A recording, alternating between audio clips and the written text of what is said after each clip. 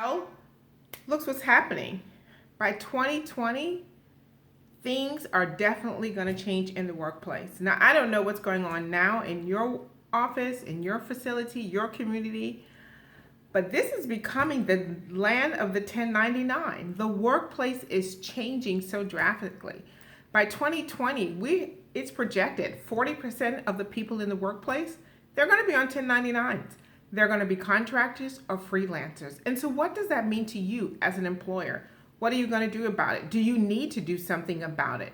But you got to consider full-time employee or contract. There's benefits of having either one. And so we're going to be talking about the pros and the cons. What should you do to help you decide?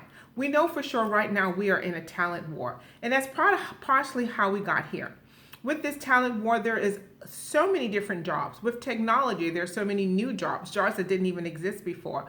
But yet we do not have the talent to fill them. We don't have enough people. 2008 turned the job market. We saw so many people who had jobs for such a long time lose their jobs, their skills become outdated, and never have an opportunity to return back to the workforce. And some of them don't even want to. They started to be freelancers and contractors, starting businesses and becoming entrepreneurs, and that has shifted the way the work world works. So what does that mean to you? You have to decide what would be the best model for your business. Do you fill it with all full-time employees or contractors? Do you have a hybrid model and have some of both? Look at your staffing needs and determine what would be the best for you.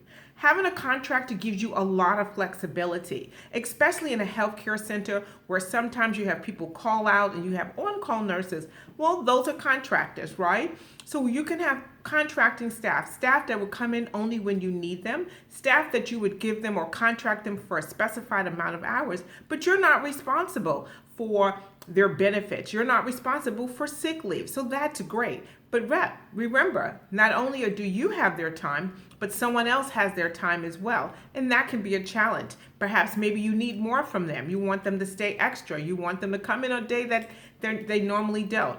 Well, you're now asking more of them than what they committed to, and now they have the upper hand. So that's one of the challenges of having a contractor.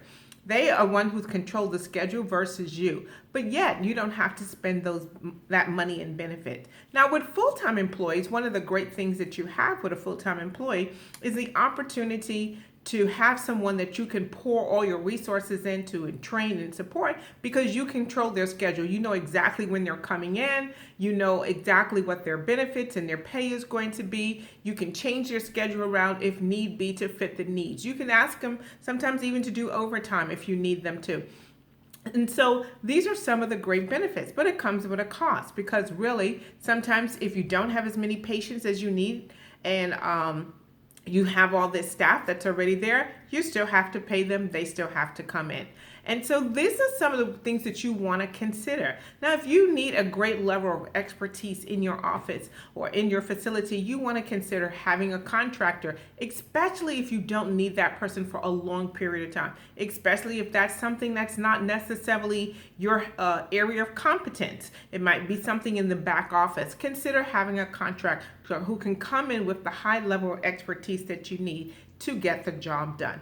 So these are just a few things that I want you to consider. Now, if you are going to have a contractor, really after 1,040 hours, they should be now converting into a full-time employee. That's about 4 months. And so consider that. It gives you a good opportunity to see if you really work with this person. It also gives you a good opportunity to see if you have enough work for them to do on a full-time basis. So if you're trying to decide if you need to have a full-time employee or contractors, or if you want a hybrid model and you just want to have a discussion about it, feel free to reach out to me. I would love to help you more so you can get exactly what you need in your office. And I'm Saba Badaki. Have an amazing day.